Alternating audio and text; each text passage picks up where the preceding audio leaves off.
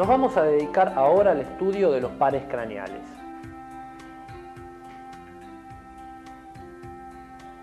Y el primer par a estudiar, por supuesto, es el nervio olfatorio.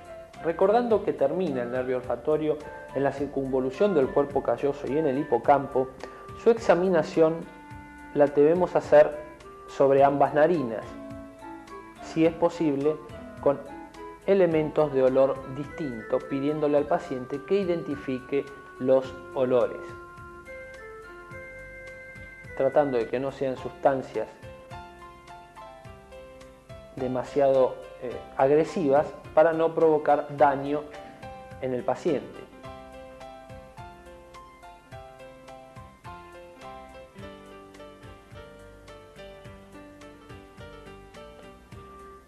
Estudiamos ahora el segundo par o nervio óptico.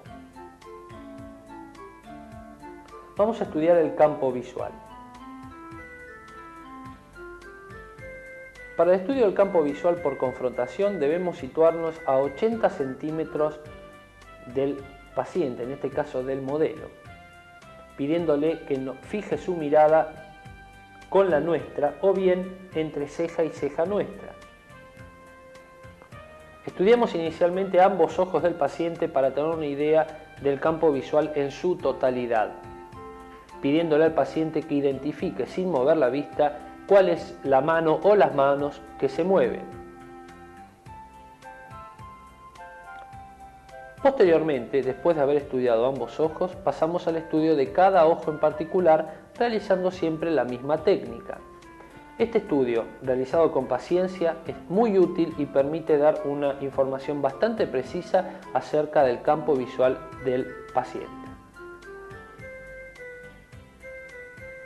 Ahora vemos cómo estudiamos el otro ojo, siempre siguiendo los mismos cánones técnicos.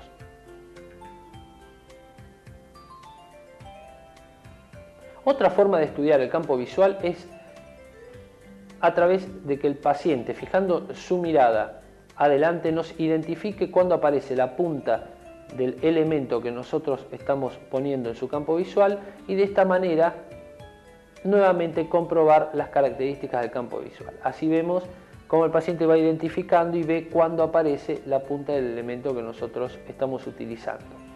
Ambos métodos son muy útiles para la determinación del campo visual del paciente. A continuación vamos a ver un campo visual normal en el cual falta el punto ciego fisiológico, que se debe a la salida del nervio óptico y se produce debido a que justamente en esta papila óptica no hay receptores de la visión.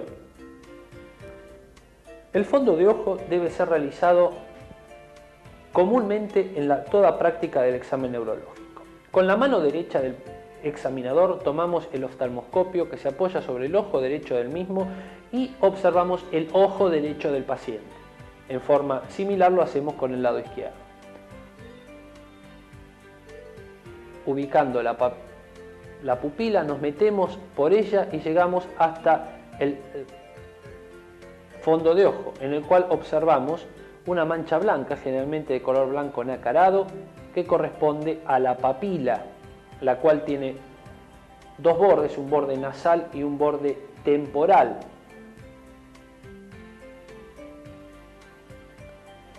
En este caso observamos el borde temporal. Vemos que es mucho más marcado y en algunos casos, en pacientes normales, presenta una banda negra alrededor. El borde nasal es mucho más esfumado, a veces se pierde, sin que esto quiera decir que exista algún tipo de trastorno en la papila. ¿Qué observamos en la papila? Fundamentalmente observamos los vasos. Y así observamos la arteria retiniana superior, que se divide posteriormente en dos ramas, una nasal y una temporal. Una arteria retiniana inferior, que también se divide en dos ramas, una nasal y otra temporal. Y posteriormente observamos las venas, que son las más oscuras. En estas venas observamos el denominado pulso venoso, que se observa como si fuera una entrada y salida de foco continua y persistente de los vasos. El cruce arteriovenoso nos permite visualizar por debajo de la arteria a la vena en los casos normales.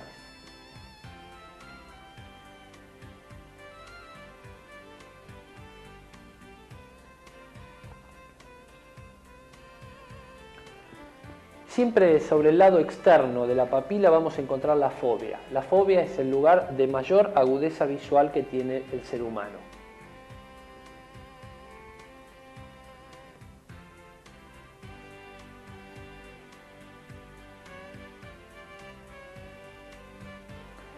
Vamos a estudiar ahora la motilidad ocular extrínseca. Dentro de esto, los movimientos oculares. Así observamos que el ojo tiene fundamentalmente tres ejes. Un eje vertical, que permite los movimientos que estamos observando.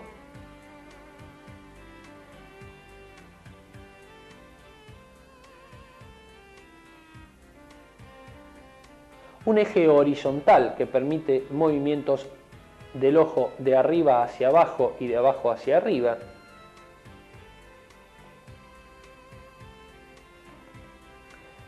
Y finalmente, un eje anteroposterior, que permite movimientos de rotación del ojo. Cuando es externa se llama entorsión y cuando es rotación interna se denomina intorsión.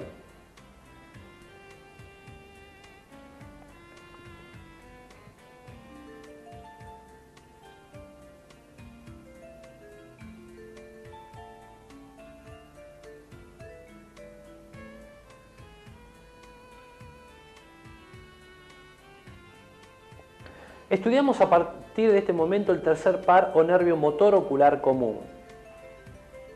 Vemos su origen a nivel mesencefálico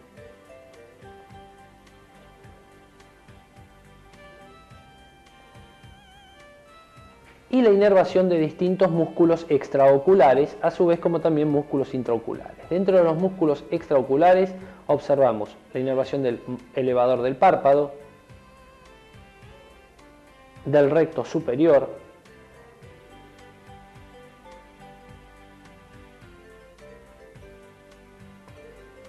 del recto interno,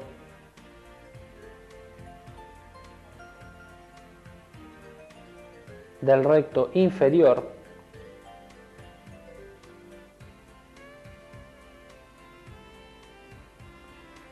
y del oblicuo menor.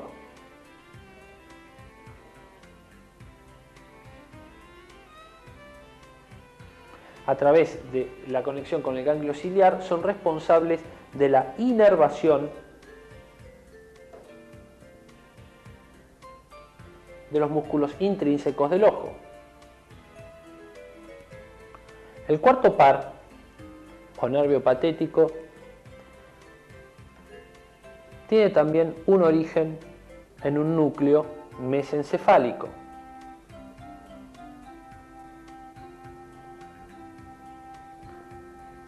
Y desde su origen mesencefálico va a inervar al músculo oblicuo mayor.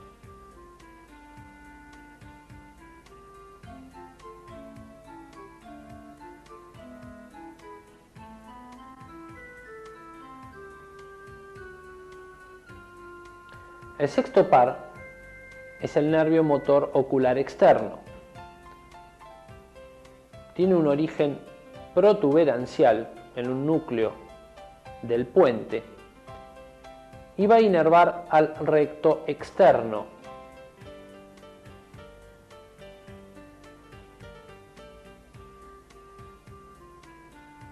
Como observamos en el diagrama.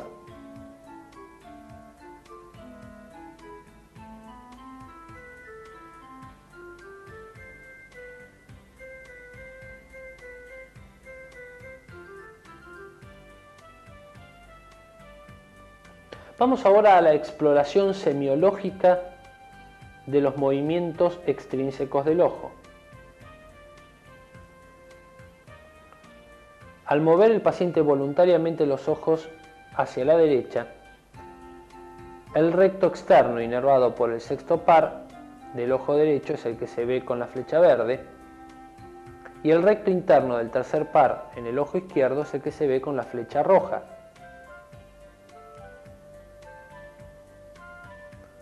Mirando a la izquierda, cambian entonces los músculos, y entonces el recto interno inervado por el tercer par es del ojo derecho y el recto externo inervado por el sexto par es del ojo izquierdo.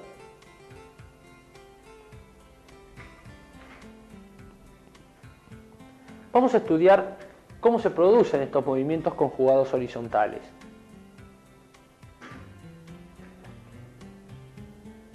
Y para esto identificamos ciertas estructuras, como por ejemplo los centros frontales, los núcleos pontinos,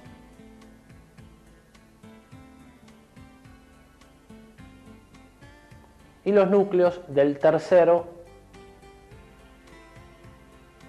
y del sexto par.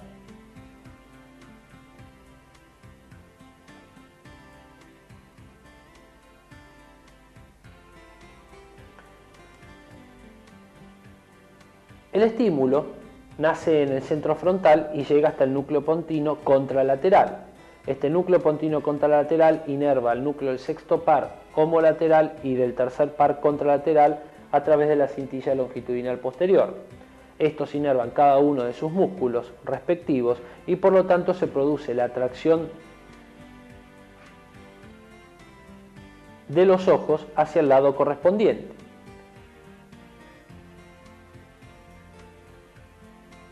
Observamos ahora el movimiento para darnos una idea cabal de cómo se produce el movimiento.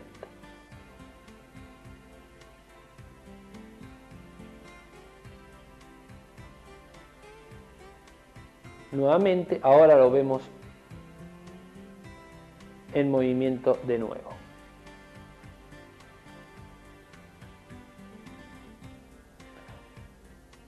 Ahora estudiamos lo que sucede desde el otro lado y vemos cómo los ojos se mueven en forma contralateral al centro frontal de donde sale el estímulo.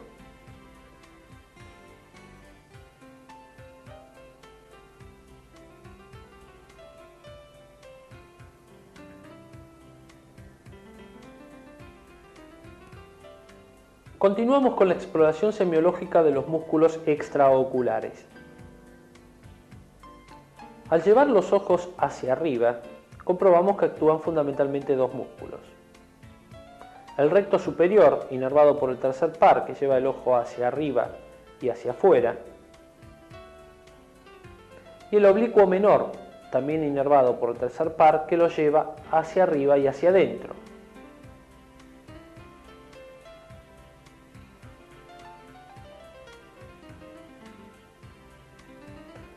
Ahora, en forma inversa, vemos en el ojo derecho el oblicuo menor, rama del tercer par, hacia arriba y hacia adentro.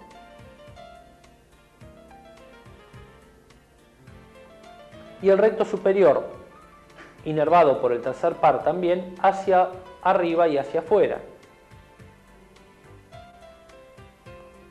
Estudiamos ahora con los movimientos de descenso los dos músculos que nos faltan. El recto inferior, inervado por el tercer par, que lleva el ojo hacia abajo y hacia afuera, y el oblicuo mayor, rama del cuarto par, que lleva el ojo hacia adentro y hacia abajo.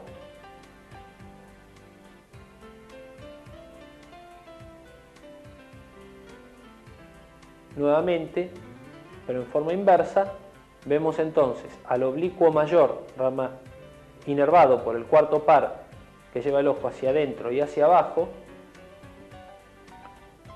y el recto inferior, inervado por el tercer par, que lleva el ojo hacia abajo y hacia afuera.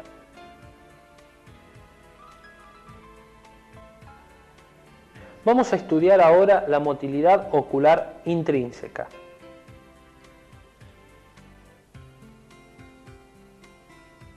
Así observamos lo que sucede cuando es estimulado un ojo con un estímulo luminoso.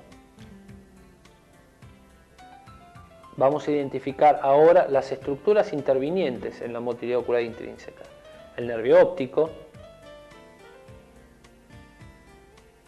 el quiasma,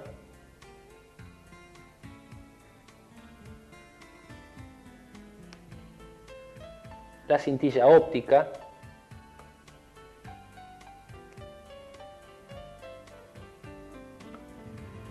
los colículos superiores,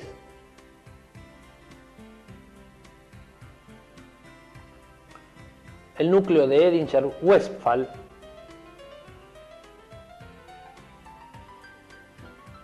el tercer par propiamente dicho con las ramas parasimpáticas originadas en el núcleo de Edinger-Westphal, el ganglio ciliar,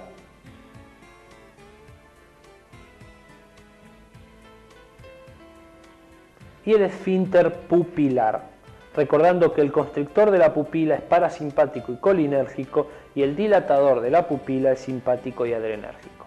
Una vez que estimula un rayo luminoso una pupila, el estímulo luminoso va a seguir la vía que vamos a ver a continuación. Como lo muestran las flechas, esta es la vía que sigue el estímulo luminoso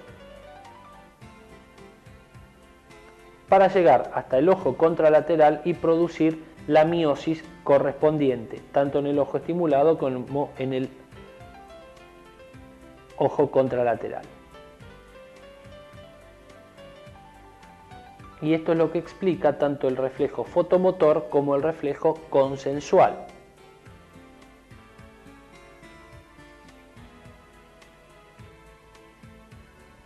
Vamos a pasar ahora a la exploración semiológica de este fenómeno.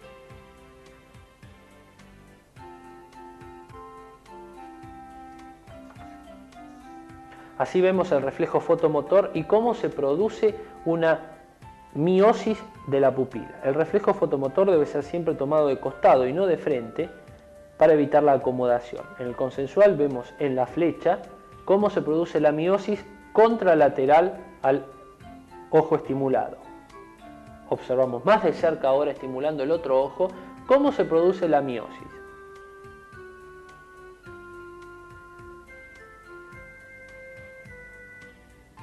Vemos ahora el reflejo de acomodación-convergencia.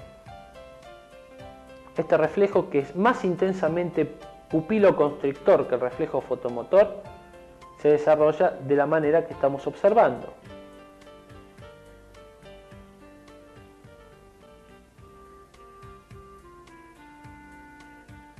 Vamos a estudiar ahora el quinto par o nervio trigémino. El nervio trigémino, si bien es fundamentalmente un nervio sensitivo, también tiene un componente motor. El componente sensitivo lo dividimos en tres ramas. La primera rama trigeminal, que es la que vamos a observar a continuación.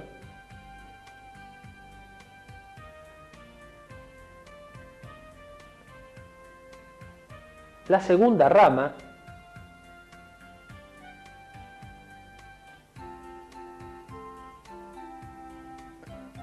y la tercera rama.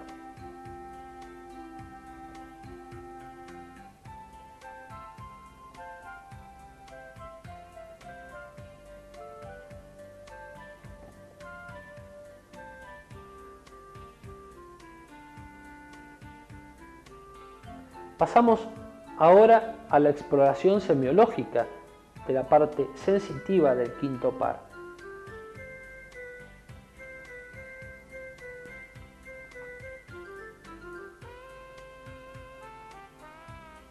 Así vamos a comenzar por el estudio de la primera rama del trigémino sensitivo, con un elemento punzante pero que no produzca daño en el paciente, inquiriendo sobre si siente diferencias entre un lado y el otro. Vemos ahora con la segunda rama y hacemos lo mismo.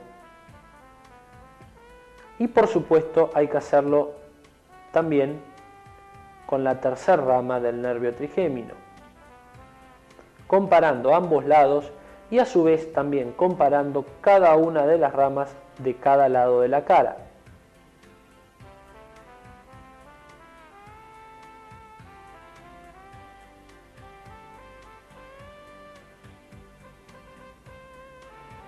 En el estudio de la sensibilidad del nervio trigémino tenemos que también estudiar la sensibilidad en aros de cebolla que se produce alrededor de la boca y que nos da una idea acerca de cómo está el núcleo del quinto par.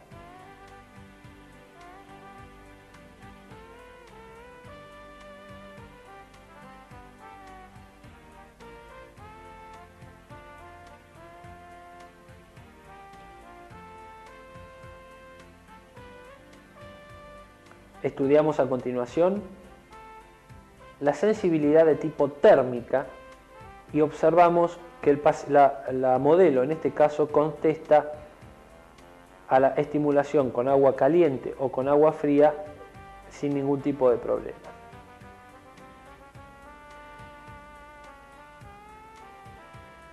Este estudio de la sensibilidad térmica debe ser realizado conjuntamente con el estudio de la sensibilidad térmica del resto del cuerpo. Vamos a estudiar ahora el trigémino motor. Para esto vamos a comenzar con la palpación de los músculos maceteros y con los músculos temporales inervados por el quinto par.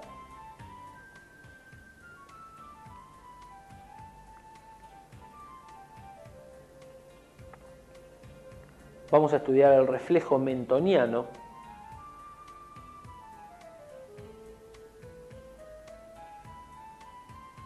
y el reflejo corneal. Reflejo corneal, observamos que de la rama oftálmica del trigémino, que es la vía aferente, y el nervio facial, que es la vía eferente. El fascículo longitudinal posterior es la vía de unión entre ambas ramas aferentes y eferentes.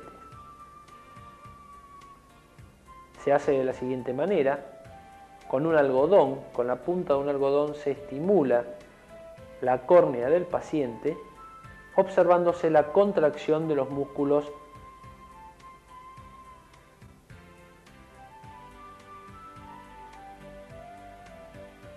como en el caso del modelo. El séptimo par es el nervio facial. El nervio facial se divide en forma anatómica en dos ramas, una rama superior y otra rama inferior. Ahí están señaladas la rama superior y a continuación la rama inferior. Este es el nervio que le da inervación motora a toda la cara. Y así pasamos a su exploración semiológica.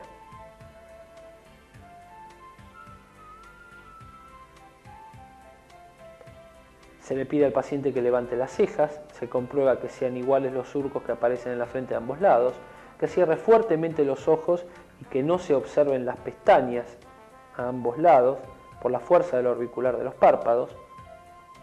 Se le pide a continuación que muestre los dientes, tirando bien de las comisuras labiales y observándose la simetría entre ambos lados de la cara, y posteriormente se le pide que abra grande la boca también para observar que no haya asimetrías. Observamos a continuación cuál es la técnica del reflejo ciliopalpebral y el efecto que produce su realización.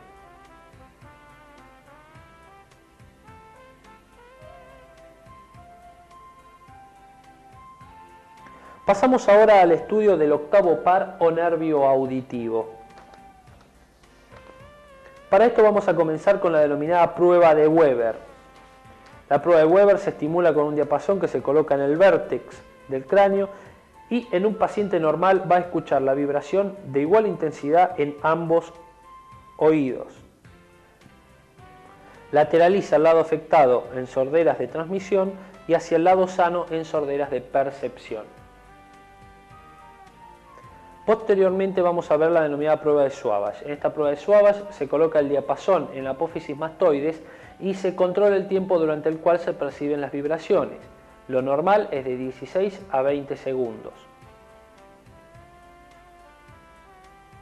Y a continuación vemos la prueba de Rine, en la cual se compara la conducción aérea y la ósea, se hace vibrar el diapasón en mastoides hasta que no se sienten más las vibraciones y posteriormente se lo pone rápidamente sobre el oído. En las sorderas de transmisión, la disminución de la conducción aérea es mayor que la conducción ósea y al colocar el diapasón en el oído no se lo percibe. Se dice entonces que la prueba es Rine negativa.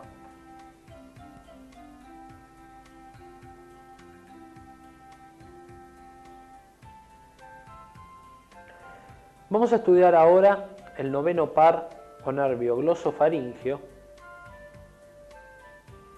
y el décimo par o nervio neumogástrico.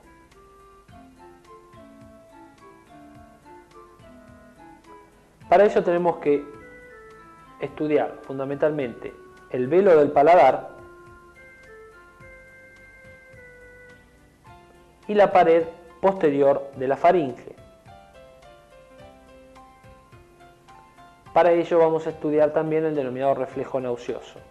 Este reflejo nauseoso, cuya vía aferente es el noveno par y la eferente es el décimo, se debe practicar en ambos lados del velo del paladar.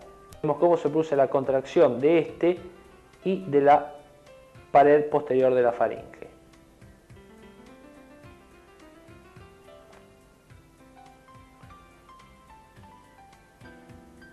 El décimo primer par es el nervio espinal y vamos a ver los músculos que estudiamos. Vamos a estudiar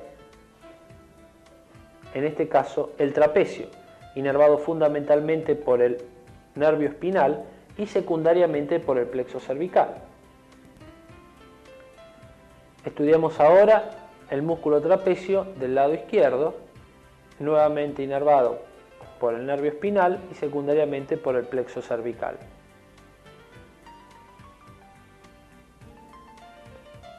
Estudiamos a continuación ambos trapecios.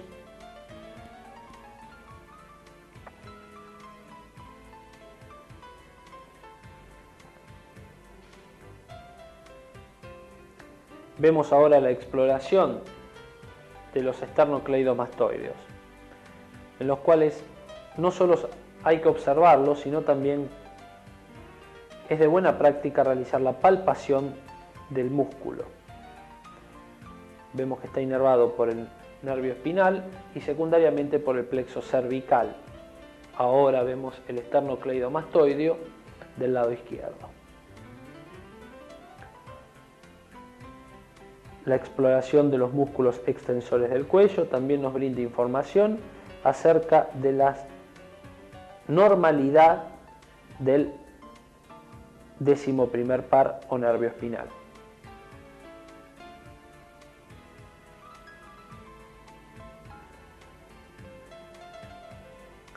Por fin vamos a estudiar el último par craneal, que es el nervio hipogloso. Para estudiarlo, observamos la lengua en el piso de la boca y no afuera.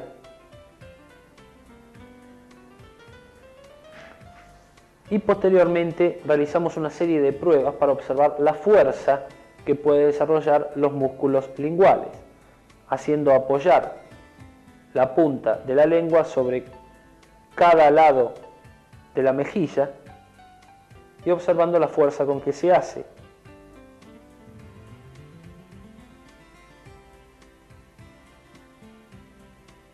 Posteriormente pedimos al paciente que saque la lengua, que lo mueva para cada uno de los costados y también para arriba y para abajo.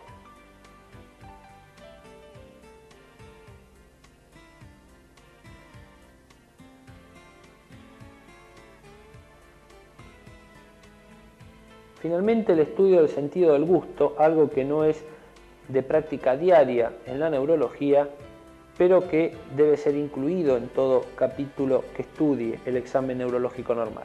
Así vemos que en la parte posterior de la lengua la inervación está dado por el glosofaringeo y en la parte anterior por el séptimo par. es decir, por la parte sensitiva del par séptimo. Vamos a ver ahora que con un hisopo se estimula con diferentes gustos en diferentes partes de la lengua. En la parte más anterior corresponde a la sensación del gusto dulce. Hacia los costados, la sensación del gusto ácido.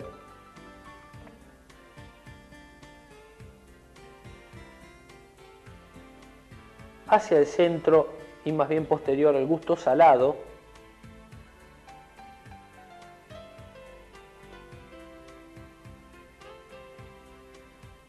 Y más posterior todavía, el gusto amargo.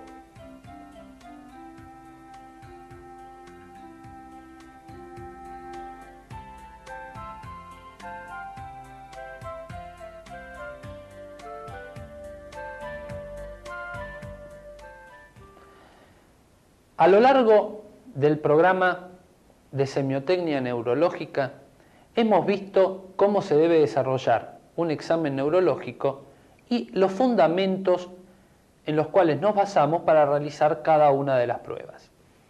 Es evidente que la totalidad del examen neurológico no se practica en cada paciente todos los días, sino que cada médico va a dirigir el examen hacia la patología que el enfermo le está refiriendo. La finalidad ha sido la de aunar los conceptos y dar un orden básico para el estudio del paciente con un problema neurológico.